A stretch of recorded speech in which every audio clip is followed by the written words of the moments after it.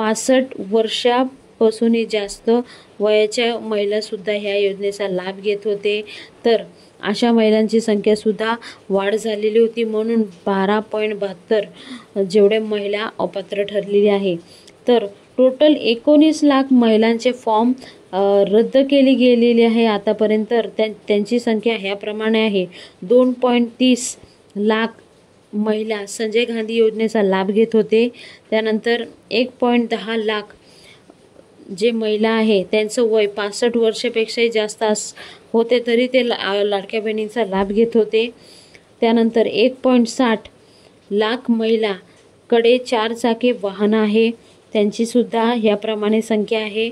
त्यानंतर 60.70 लाख महिला नमो शेतकरी योजनेचा लाभ घेत होते आणि त्यानंतर 265 महिला सरकारी कर्मचारी असून सुद्धा